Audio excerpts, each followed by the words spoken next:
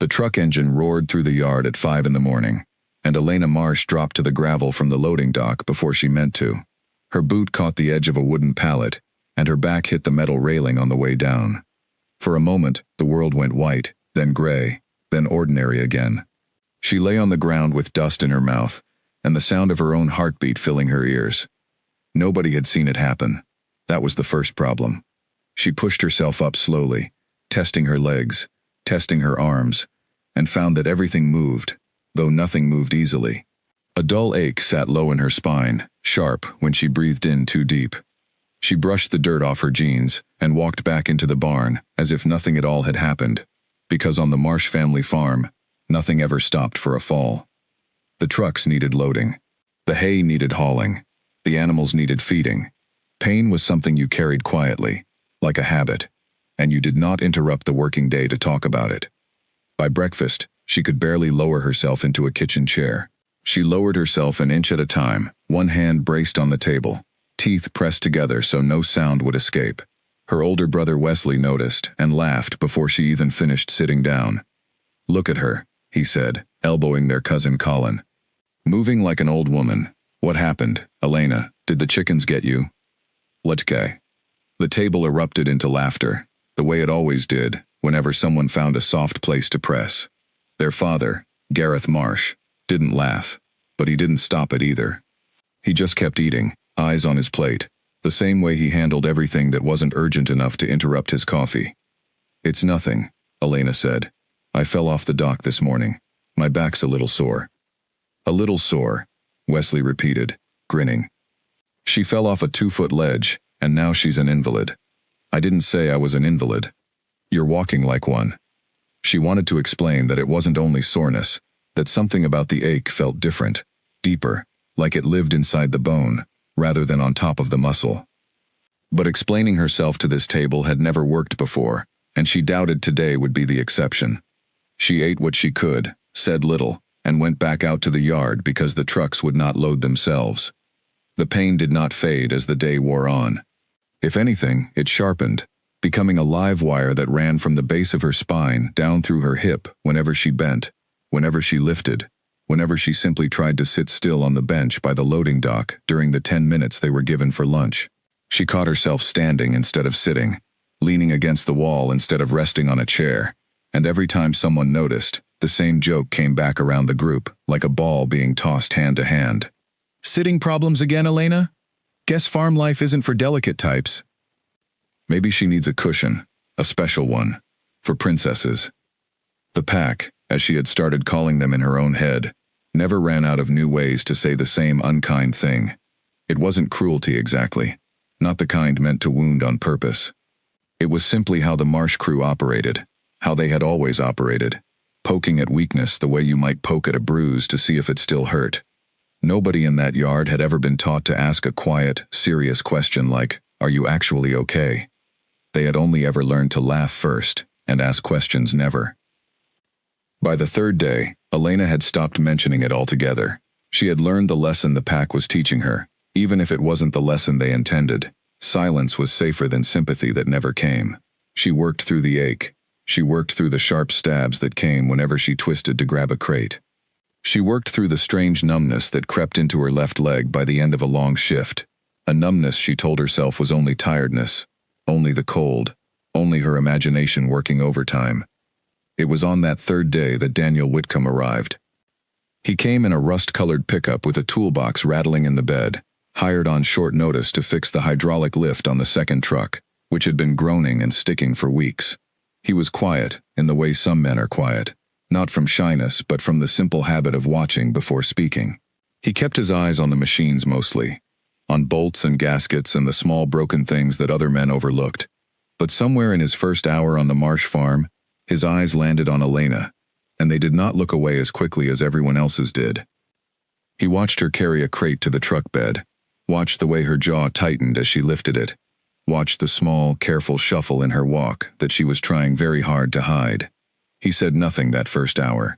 He only watched, and filed it away, the way careful men file away small facts that do not yet make sense. At lunch, when Wesley made his joke about princesses and cushions, Daniel did not laugh. He sat at the far end of the table with his sandwich half eaten, and when the laughter rolled around the group again, he simply looked at Elena, not at the joke, not at Wesley, but at her face, at the way she smiled thinly and said nothing, and looked down at her plate. "You all right?" he asked her, when the others had drifted back toward the trucks, and it was just the two of them clearing the table. She blinked at him, surprised. Nobody had asked her that question directly in 3 days. Not really. Not without a laugh folded into it. "I'm fine," she said, the answer worn smooth from repetition. "You don't sit like someone who's fine." She looked up at him properly then, searching his face for the joke she assumed was coming. It never came. His expression stayed level, patient, waiting. "I fell," she admitted, quieter than she meant to. "Off the loading dock, a few days ago." "Did you see a doctor?" She almost laughed at that, though not the way the pack laughed. "For a bruise?" "No. Everyone would think I was being dramatic. Bruises don't usually make someone walk like that." She had no answer for that. She only shrugged, gathered the last of the plates, and walked away, before the conversation could go somewhere she wasn't ready to follow. But something about the exchange stayed with her the rest of the afternoon, a small warm coal sitting in the center of her chest. Someone had asked. Someone had actually looked. Daniel did not bring it up again that day. He fixed the hydraulic lift, tested it twice, and packed his tools away as the sun dropped behind the barn roof. But before he left, he found Gareth Marsh near the fuel pumps and asked, in the same quiet, direct way he asked everything, whether Elena had been checked out after her fall. Gareth waved a hand, the gesture of a man who considered the conversation already finished. "She's tough. She'll walk it off." "With respect," Daniel said, "some things don't walk off. Sometimes they get worse." Gareth gave him a look that suggested he did not appreciate advice from a hired mechanic on his second day, and the conversation ended there. But Daniel drove home that evening with the image of Elena's careful, guarded movements stuck behind his eyes, refusing to fade.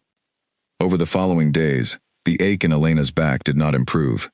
It changed shape instead, the way pain sometimes does, when it is being ignored rather than treated.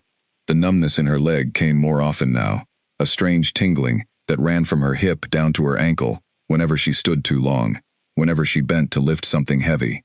She started counting her steps carefully, calculating distances before she moved, planning her day around which motions would hurt least. It became a private, exhausting arithmetic that nobody else in the yard could see. The pack noticed only the outside of it, the stiffness, the slower pace, the way she began asking Colin to carry the heavier crates instead of lifting them herself, and because they saw only the outside, their jokes only sharpened. "Careful, everyone. Don't ask Elena to actually work today. She's been walking like a 90-year-old for a week now. Somebody get her a cane. Must be nice, getting out of the heavy lifting because your back hurts a little." Each comment landed like a small stone, not enough to bruise on its own, but the pile of them together began to weigh on her more than the injury itself.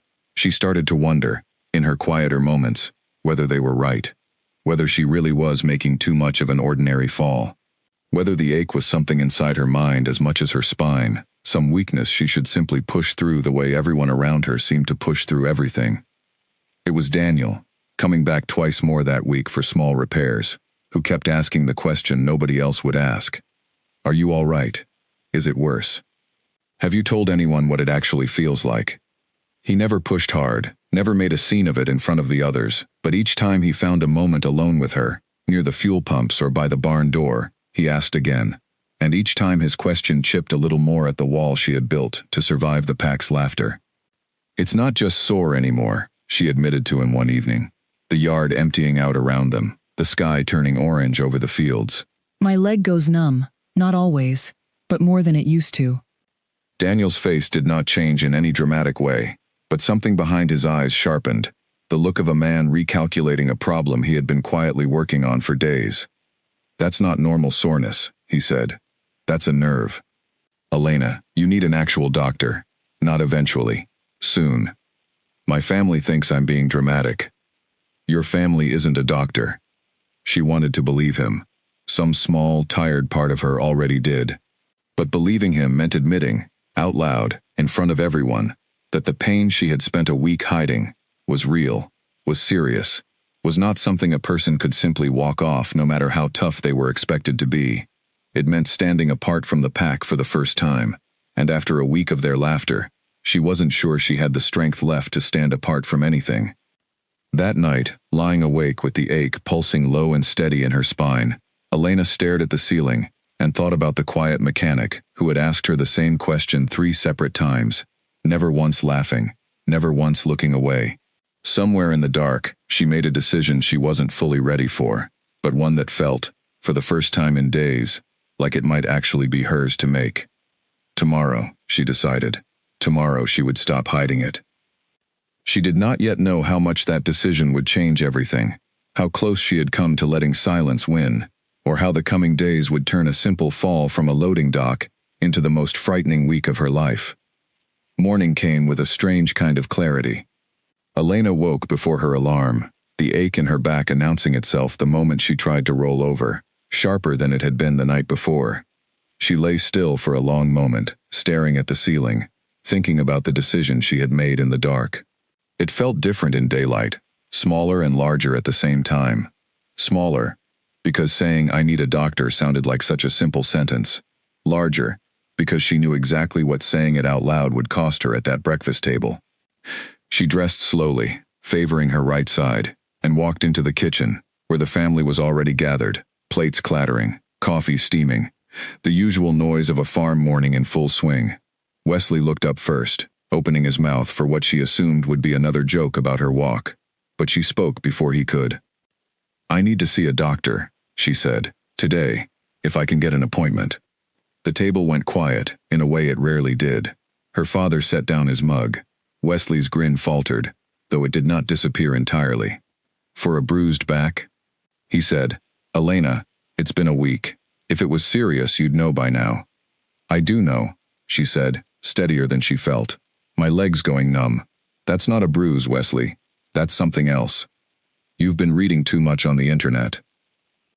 "I haven't been reading anything. I've been living in this body for a week, and it's getting worse, not better." Her father studied her for a long moment, the same unreadable expression he wore when deciding whether a repair was worth the cost or not.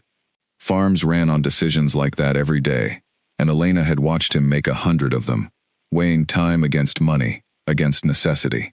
She hated, in that moment, being weighed the same way. "Fine," he said finally. "Take the truck. Go get it looked at. But we're short-handed today, so don't take all afternoon over it." It wasn't kindness exactly, but it was permission, and permission was more than she had expected. She thanked him quietly, and left the kitchen before anyone could change their mind, before Wesley could turn the moment back into a joke. Daniel was already in the yard when she came out, kneeling beside the second truck with a wrench in his hand, and though he said nothing when he saw her walking toward her own vehicle with her jacket on, his eyes followed her the whole way, a small, private nod passing between them that needed no words. The clinic in town was small, tucked between a hardware store and a bakery, the kind of place that saw farm injuries more often than anything exotic. The doctor, a calm older woman named Priya Osei, listened carefully as Elena described the fall, the ache, the numbness that came and went in her leg. She did not laugh. She did not roll her eyes. She asked careful questions, pressed gently along Elena's spine, checked the strength in her legs, and by the end of the exam, her expression had settled into something serious. "I want to get imaging done," Dr. Osei said. "Today, if we can manage it. What you're describing, the numbness especially, that's not something we treat with rest and time. I want to see what's happening in there before we guess." Elena felt something loosen in her chest, a strange mixture of relief and fear. Relief, because finally, someone believed her without hesitation. Fear, because the word imaging carried weight she wasn't ready for, a suggestion that something might genuinely be wrong beneath the surface, something more serious than a bruise that would fade on its own. The nearest facility with the right equipment was 40 minutes away, in a larger town with an actual hospital. Dr. Osei made calls, arranged an appointment for that same afternoon, and told Elena plainly that she should not drive herself, not with numbness coming and going in her leg, not with the risk of it worsening suddenly behind the wheel. Elena thought of her father's words. "Don't take all afternoon over it." She thought of Wesley's grin. She thought of the pack, waiting back at the farm, ready with another round of jokes the moment she returned, limping and complaining about doctors and scans. And for a moment, standing in the small clinic hallway, she felt entirely alone. Then she thought of Daniel.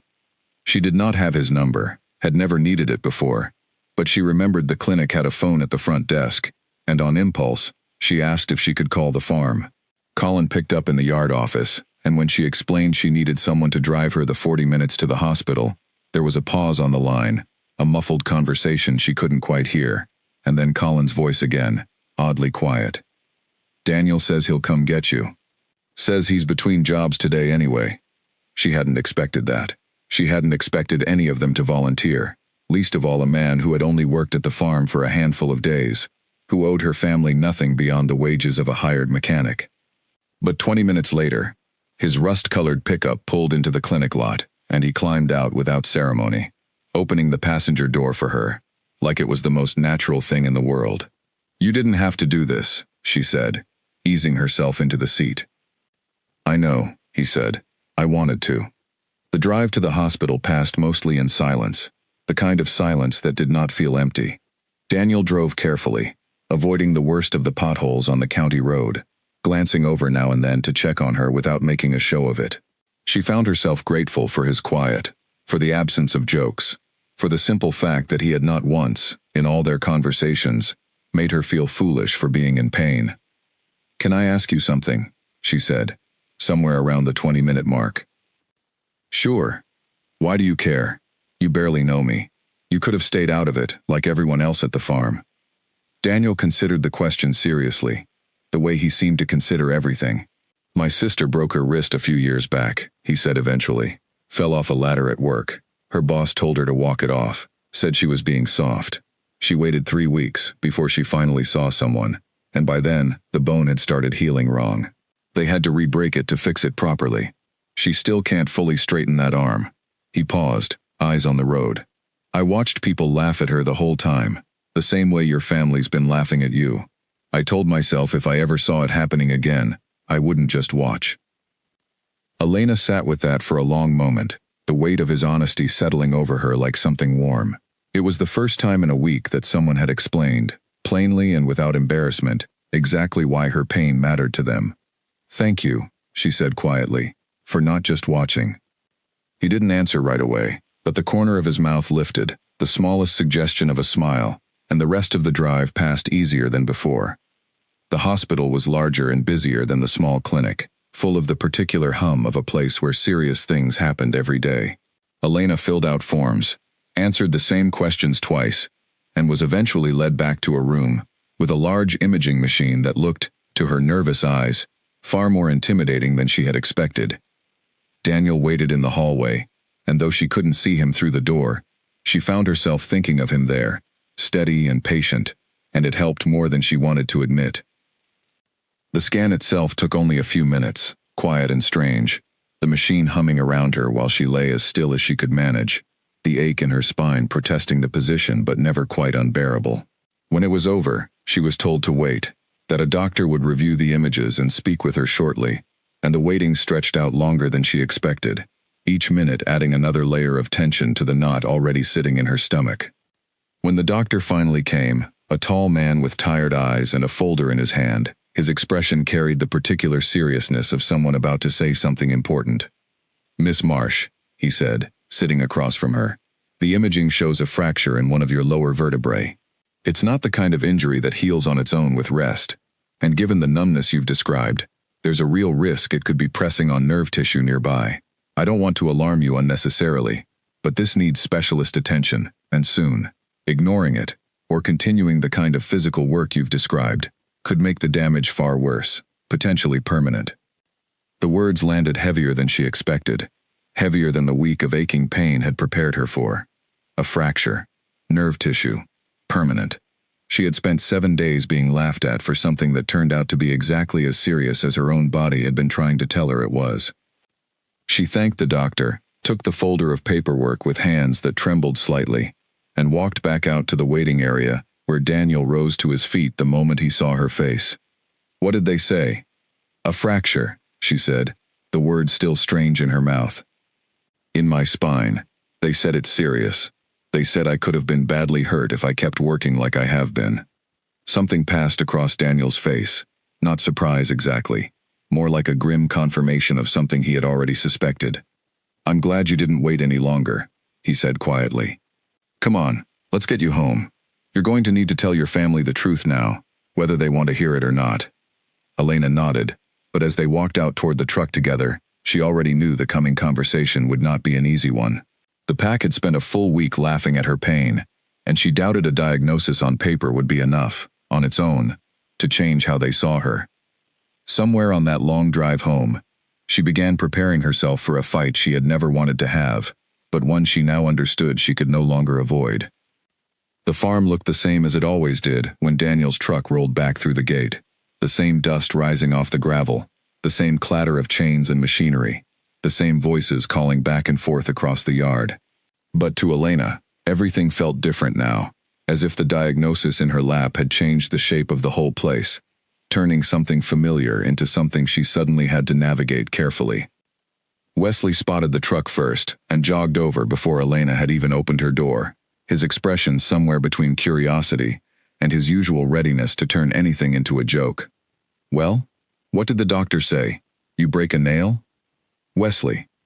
Her voice came out sharper than she intended, sharp enough that his grin faltered. I have a fracture. In my spine. They said if I kept working the way I have been, I could have ended up with permanent nerve damage. For a moment, nobody said anything. Colin, who had wandered over behind Wesley, went very still. Even the noise of the yard seemed to quiet, though that was probably only her imagination working overtime after such a long day. A fracture, Wesley repeated slowly, as if testing the word for weaknesses. From falling off the loading dock? That's a 2-foot drop, Elena. It doesn't matter how far I fell. It matters how I landed. She climbed carefully out of the truck, Daniel hovering close but not touching her, ready to help only if she asked. I have the paperwork if you want to read it yourself instead of arguing with me. Her father appeared from the barn a moment later, wiping his hands on a rag, his face unreadable as always. He listened while Elena repeated the diagnosis, watched while she handed over the folder of hospital paperwork, and read through it in silence longer than felt comfortable. They want you to see a specialist, he said finally, looking up. About surgery, maybe. Maybe, Elena said. They said it depends on how the nerve is affected. I have an appointment in 3 days. Gareth Marsh folded the paperwork carefully, the way a man folds something he suddenly understands he cannot simply set aside. You should have told me sooner it was this bad. I tried to tell you it hurt, Elena said, and something in her voice cracked slightly, the exhaustion of the day finally breaking through the calm she had been holding on to. Every day for a week, I tried to tell all of you. Nobody listened. Everybody laughed. Wesley shifted uncomfortably, his usual confidence draining out of him for the first time since she'd known him fall short of laughter. We didn't know it was actually broken. You didn't ask, any of you. You just assumed I was being dramatic, because that's easier than taking someone seriously. Nobody had an answer for that, not right away. The silence stretched long and uncomfortable across the yard, broken only by the distant sound of a truck engine and the wind moving through the fields. Daniel stood a step behind Elena, quiet as always, but present in a way that steadied her, the way a person can be steadied simply by knowing someone stands with them rather than against them. I'm sorry, her father said eventually, the words coming stiff and unfamiliar from a man who rarely apologized for anything. I should have made you go in sooner. I was thinking about the work, not about you. It wasn't everything Elena needed to hear, but it was more than she expected, and for now, standing exhausted in the yard with a diagnosis folder in her hands, it would have to be enough. She nodded once, accepted it, and let Daniel help her toward the house without any of the pride that might have stopped her a week earlier.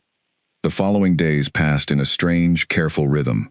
Elena was pulled off heavy work entirely, something she resented at first, feeling useless as she watched others do the lifting and hauling she had always shared.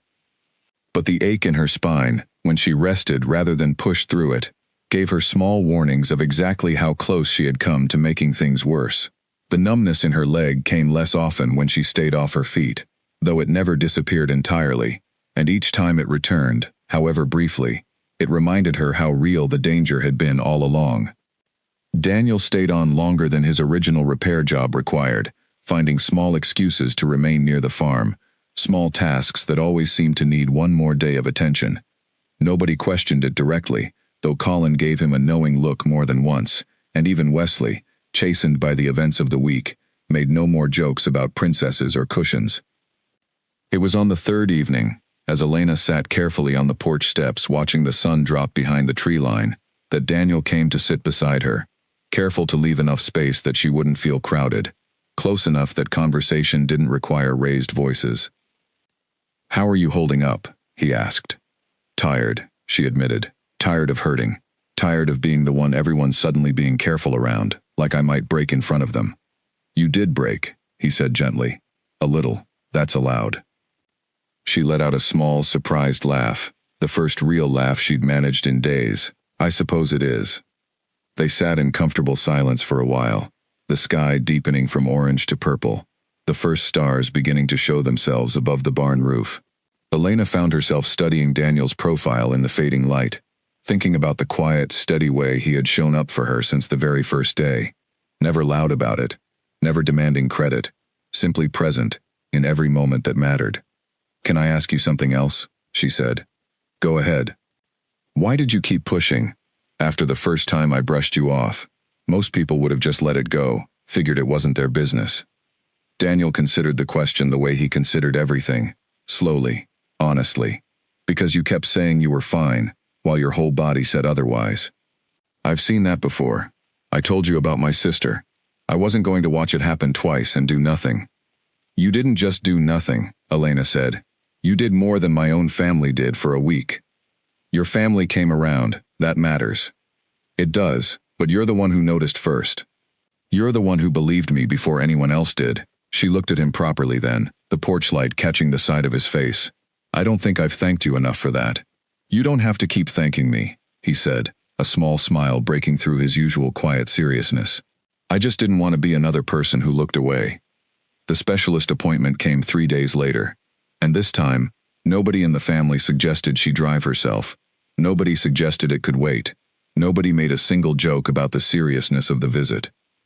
Her father cleared his schedule to go with her, an unusual gesture from a man who rarely stepped away from farm work for anything, and Daniel offered to come as well, standing quietly in the waiting room while father and daughter went in together to hear what the specialist had to say. The news was not simple. The fracture, the specialist explained, showed signs of shifting slightly since the original scan, likely a result of the continued light work Elena had done in the days before her diagnosis. It was not yet at a dangerous stage, but it was close enough that surgery was now being recommended rather than simply suggested. A procedure to stabilize the vertebra before any further movement risked real, lasting damage to the nerves running alongside it. Elena sat with the information carefully, turning it over in her mind. Surgery meant recovery time, weeks she wouldn't be able to work the farm at all, an admission of vulnerability that once would have terrified her, given how the pack had treated even the smallest signs of weakness. But she thought of the numbness creeping down her leg, thought of the specialist's calm, serious warning about what waiting could cost her, and found that the fear of surgery was smaller, somehow, than the fear of losing something permanently, because she had once again chosen silence over truth. "Let's schedule it," she said, and beside her, her father nodded. No hesitation this time, no calculation of cost against convenience. Whatever debate had once lived behind his eyes had settled fully in her favor. Walking back out to the waiting room, she found Daniel already on his feet, reading her face the way he always seemed to read her, correctly, before she said a single word. "Surgery," she confirmed, "in 10 days. He nodded slowly, taking the news in with the same steady calm he brought to everything. "I'll be there," he said simply, and something in the plainness of the promise settled over Elena like the first real comfort she had felt in the entire long, frightening week since her fall. She did not yet know exactly what the surgery would mean, how frightening those 10 days of waiting would become, or how the pack, once so quick to laugh, would be forced to face the seriousness of what they had almost let slip past them.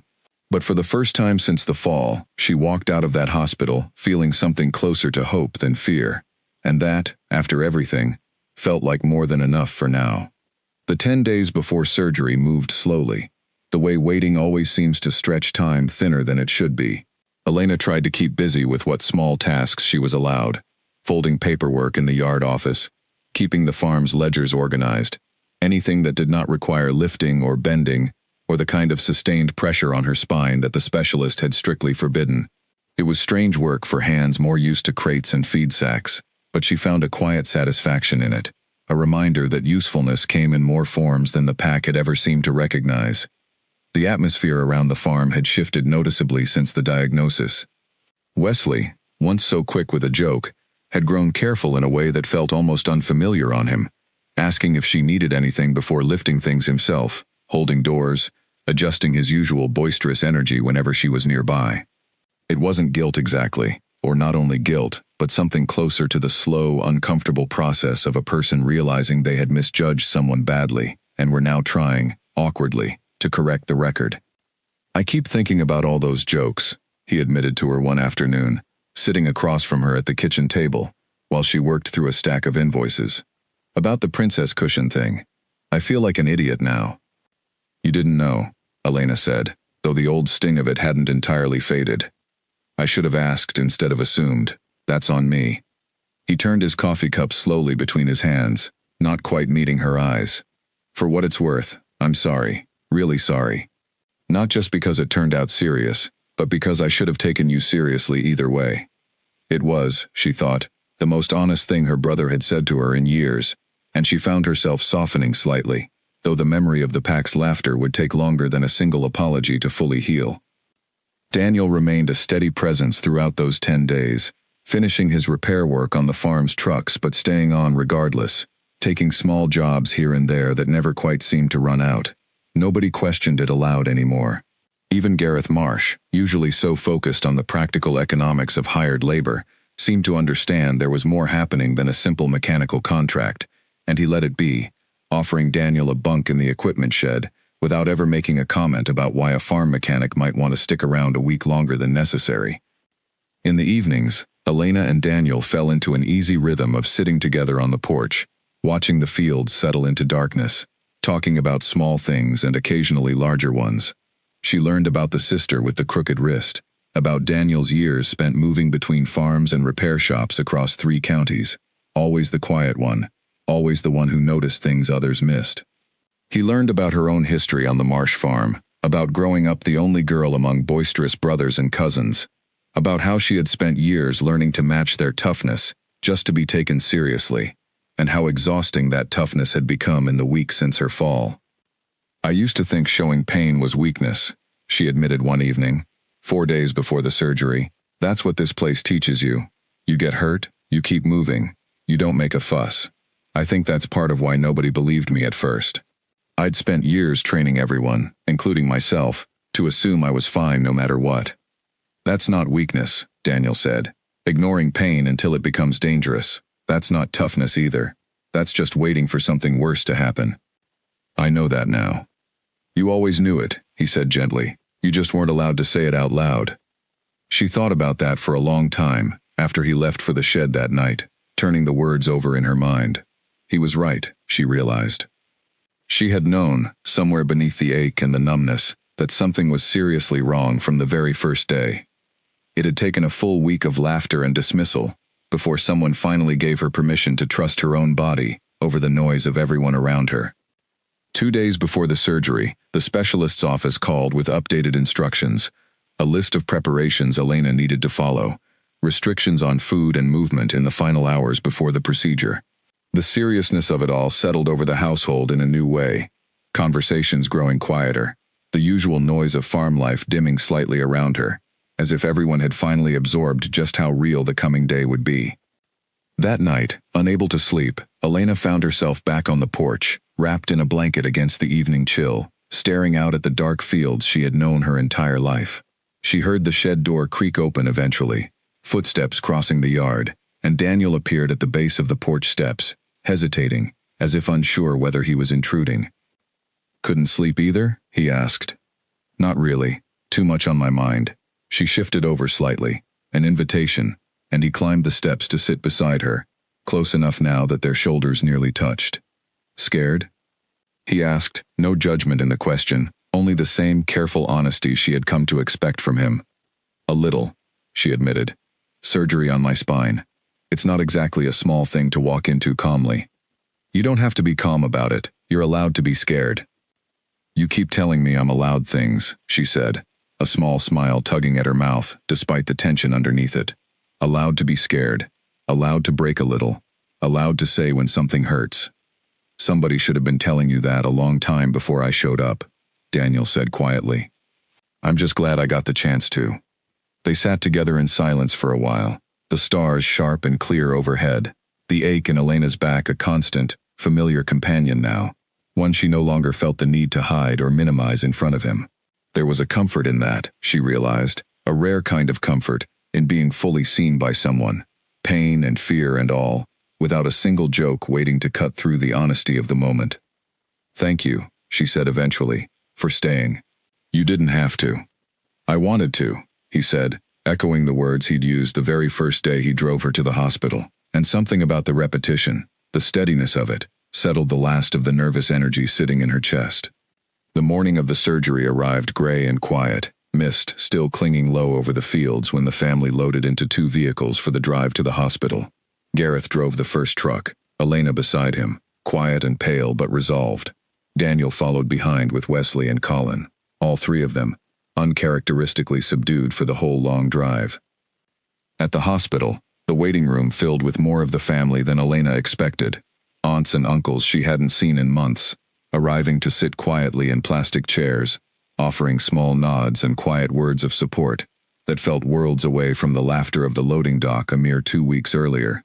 It was, she thought, a strange kind of gift, watching an entire family recalibrate itself around the seriousness of what she had been carrying alone for so long. The nurses came to prepare her eventually, and as they wheeled her toward the operating room, Elena caught one last glimpse of the waiting area, her father standing with his hand on Daniel's shoulder, in a gesture that looked almost like gratitude, Wesley pacing near the window, Colin sitting very still, with his hands clasped tightly together. She let the doors swing closed behind her, the fluorescent lights of the hallway sliding past overhead, and allowed herself, finally, to feel the full weight of fear she had been holding back for 10 long days. Whatever happened next, she thought, at least she would face it knowing the truth had finally been heard, that her pain had finally been taken seriously by the people who mattered most, and that somewhere in that crowded waiting room, one man in particular was holding his breath, right alongside her family, waiting for her to come back safely to all of them. The operating room was colder than Elena expected, bright lights overhead, the low hum of machines surrounding her like a strange kind of orchestra tuning up before a performance. A nurse spoke softly beside her, explaining each step as it happened, the mask lowering over her face, the count beginning slowly backward from 10. She reached 9, maybe 8, and then there was nothing at all, only a deep, dreamless dark. Out in the waiting room, the hours crawled by in a way that made every clock on the wall seem broken. Gareth Marsh sat with his hands folded tightly in his lap, saying little, his eyes fixed on the double doors that led back toward surgery, as though watching them hard enough might make the wait shorter. Wesley had stopped pacing an hour in, exhausted from his own nervous energy, and now sat slumped in a chair beside Colin, both of them staring at nothing in particular. Daniel stood by the window for most of it, arms crossed, watching the parking lot below without really seeing it. Every so often, one of the aunts would offer him coffee, or a kind word about how strong Elena was, how she would pull through just fine, and he would nod politely, unable to fully explain why the waiting felt so personal to him, why his chest tightened every time a nurse walked past without stopping to speak to them. You care about her a lot, Wesley said at one point, breaking the long silence between them. It wasn't a question. Daniel considered denying it, considered offering some careful, professional explanation about simply doing the right thing for a coworker in trouble. But something about the exhaustion of the day, the rawness of everyone's nerves, made pretending feel pointless. I do, he said simply. Wesley nodded slowly, absorbing that without judgment, only a kind of tired understanding. Good, he said. She deserves someone who actually pays attention. He paused, guilt flickering briefly across his face. I wish I'd paid more attention myself, before all this. You're paying attention now, Daniel said. That counts for something. The surgery stretched past the estimated time the specialist had given them, an extra hour that turned the waiting room's quiet tension into something closer to outright dread. Gareth finally rose and paced to the nurse's station, asking in a low, controlled voice whether anyone could tell him what was taking so long, and the nurse there offered only the careful, practiced reassurance that these things sometimes ran longer than expected, that no news at this stage was not necessarily bad news. It was not the answer any of them wanted, but it was the only one available, and Gareth returned to his seat with his jaw set tight, staring once more at those double doors. Finally, nearly 5 hours after Elena had been wheeled away, the specialist emerged, still in his surgical scrubs, mask pulled down around his neck, expression carefully neutral in the way doctors learn to hold their faces before delivering news of any kind. The entire waiting room seemed to hold its breath at once. "The surgery went well," he said, and the words landed like a physical release, shoulders dropping all around the room, someone letting out a small, relieved sob near the back. "We were able to stabilize the fracture fully. There was some swelling near the nerve root that we addressed during the procedure, which is likely what caused the numbness she'd been experiencing. Based on what we found, I'm confident she caught this at the right time. A little longer, and we could have been looking at permanent nerve damage rather than a full recovery." Gareth closed his eyes briefly, the relief on his face plain and unguarded for the first time in days. "When can we see her?" "She'll be in recovery for a while yet, still coming out of the anesthesia. Give it another hour, and we'll bring you back a few at a time." The specialist offered a small, genuine smile, the first hint of warmth in an otherwise clinical exchange. "She did well. You should all be proud of her for coming in when she did." The waiting room exhaled together, a collective release of tension that had been building for 2 long weeks, ever since a simple fall from a loading dock had first been dismissed as nothing more than a bruised ego and a sore back. Wesley wiped roughly at his eyes, embarrassed by the sudden emotion, while Colin simply sat very still, staring at his hands, as though grateful in a way he didn't yet have words for. Daniel said nothing at all, but the tight coil of worry that had lived in his chest all day finally loosened, and he found himself sitting down heavily in the nearest chair, the adrenaline of the long wait draining out of him all at once. An hour later, true to the specialist's word, a nurse came to lead a small group back toward recovery, explaining gently that Elena would likely still be groggy, that too many voices at once could be overwhelming so soon after surgery. Gareth went first, understandably, followed by Wesley, and after a few careful minutes, it was decided, without much discussion needed, that Daniel would be the next to see her. He found her in a quiet recovery room, tubes and monitors surrounding the bed, her face pale but peaceful, eyes fluttering slowly open as he approached. For a moment she simply blinked at him, disoriented, the medication still heavy in her system, before recognition settled over her features. "You're here," she murmured, voice thick and slow. "Told you I would be," Daniel said, pulling a chair close to the bed, careful not to disturb any of the wires connecting her to the monitors around them. "How did it go? Nobody's told me anything real yet." "It went well. They fixed the fracture. The doctor said you caught it right at the edge of things getting a lot worse. You made the right call, going in when you did." Relief washed visibly across her face, even through the haze of the anesthesia, and she reached out weakly, finding his hand resting on the edge of the bed rail.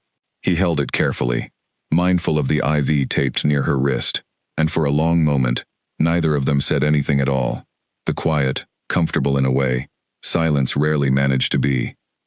"I was so scared," she admitted eventually, her voice still slurred and slow. "Not just of the surgery, of everyone finding out I wasn't as tough as they thought. Of being laughed at again, even after all this."